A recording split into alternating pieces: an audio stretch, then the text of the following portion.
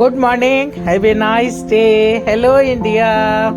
बड़ों को ढेर सारा प्रणाम, छोटों को ढेर सारा प्यार और मेरे सारे सब्सक्राइबर कैसे हैं आप सबको ढेर सारा राम राम।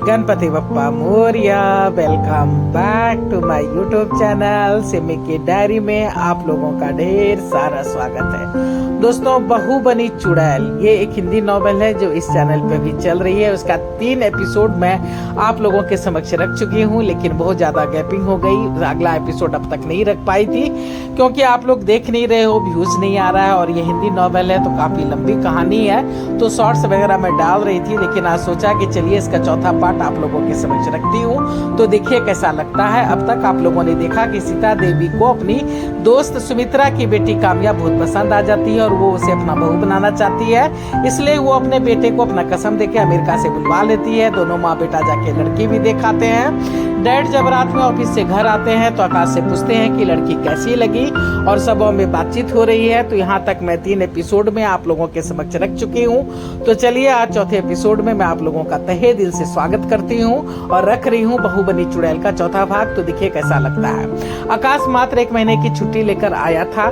अगले महीने तुषार की बहन बबली की शादी थी, उसमें तुषार को आना था। अब आकाश जाता तभी तो तुषार आ पाता। बबली भावुक हो उठी थी। क्या भैया आप होते हो तो तुषार भैया नहीं, और जब तुषार भैया होते हैं तो आप नहीं। कोई बात नहीं बहना, हमारा आशीर्वाद सदा तेरे साथ है। 1 महीना कैसे उड़नचू हो गया था पता ही नहीं चला था। इस 1 महीने में काम्या और आकाश मात्र 2-4 बार ही मिले थे, वो भी अकेले नहीं, कभी फैमिली के साथ तो कभी कुछ दोस्तों के साथ। पर जो भी था काम्या एक अच्छी घरेलू लड़की लगी थी आकाश को, लेकिन वो जल्दबाजी में कोई भी डिसीजन नहीं लेना चाहता था। सीता और अजय भी काफी सुलझे इंसान थे, कोई जबरदस्ती नहीं थी बच्चे की। आकाश पूरे 2 साल के बाद इंडिया आया था। अब पता नहीं अगली बार कब आना हो, इसलिए उसने फ्लैट की बुकिंग करवा ली थी। बाकी पैसे इंस्टॉलमेंट में देने की बात हुई थी। काम अभी जारी था, बस कुछ ही काम बचे थे पूरे होने में।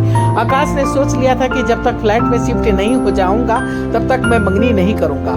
देखते ही देखते समय बीतता जा रहा था। आकाश को मॉन्ट्रियल आए हुए पूरे 3 साल बीत चुके थे। पिछले 7 साल से वो यहाँ काम कर रहा था। उसने फ्लैट के सारे इंस्टॉलमेंट चुका दिए थे। 3 BH का एक खूबसूरत सा घर एक अच्छी सी कॉलोनी में आकाश की माँ सीता देवी के नाम पे अलॉट हो चुका था।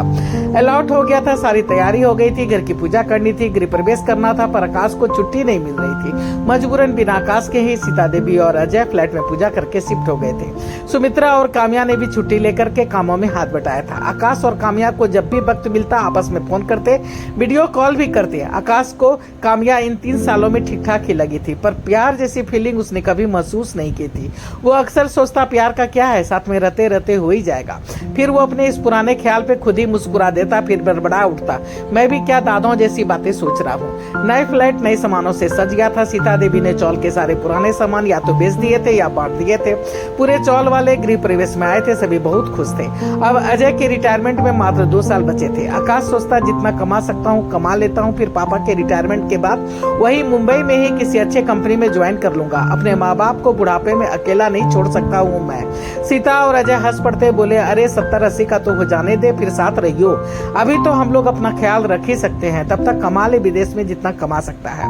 3 साल हो गए थे बेटे को देखे। अब सीता आकाश को इंडिया आने पर जोर दे रही थी, मैं कुछ नहीं सुनूंगी, तू इंडिया आ, मंगनी करके जा, शादी बाद में होती रहेगी पर एंगेजमेंट जरूरी है। सुमित्रा को भी तसल्ली हो जाएगी। ठीक है माँ, कोशिश करूंगा।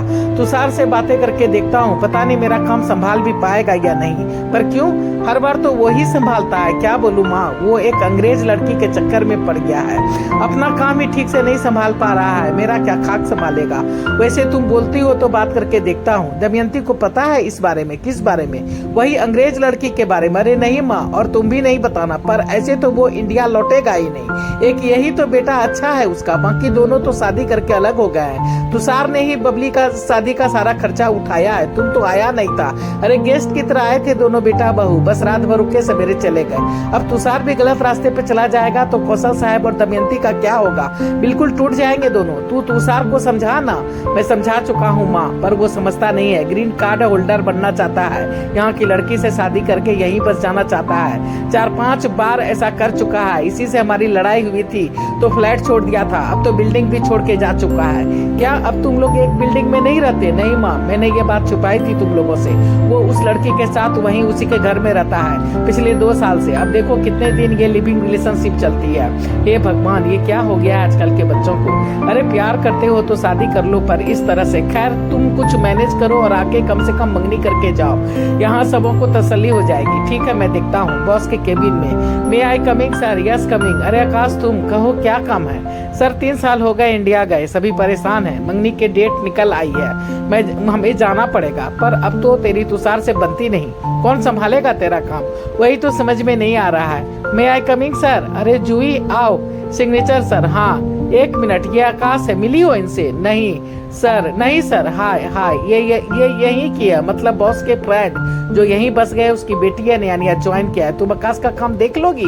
1 महीने के लिए इसे इंडिया जाना है, एंगेजमेंट करनी है। पर मैं इनका काम कैसे हैंडल कर पाऊंगी सर? मैं तो खुद अभी नई हूँ, अपना काम भी ठीक से नहीं कर पा रही हूँ। अगर गलती हो गई तो सॉरी सर। ठीक है तुम जाओ, सॉरी, इट्स ओके। ठीक है, तुम भी कोशिश करो, मैं भी कोशिश करके देखता हूँ अगर कुछ होता है तो दोस्तों देखिए बहू बनी चुड़ैल का ये एपिसोड आप लोगों को कैसा लगता है? पहली बार चैनल पे आए तो सब्सक्राइब कीजिए, लाइक कीजिए, शेयर कीजिए, कमेंट्स कीजिए, बेल का बटन जरूर दबाइएगा ताकि जब मैं वीडियो डालूंगी तो आप लोगों को नोटिफिकेशन मिल सके।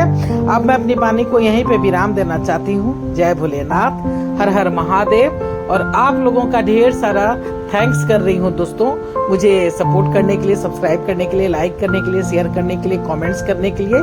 Thanks for everything, thanks for watching my video. Thank you.